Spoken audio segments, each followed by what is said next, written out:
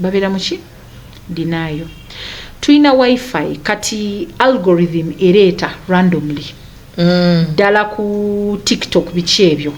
kati nze nali ndi ku TikTok omanyi nze muntu kwaba bagamba I'm not mature enough for TikTok ndaba sobola kwe regulatinga njiberako nentwalira obudde lumu nali ndaba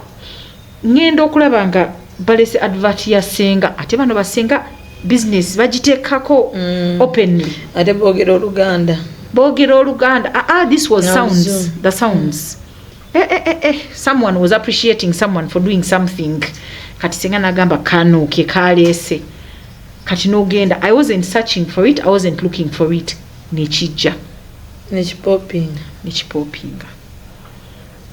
kachinzo okupopinga omwana nakiraba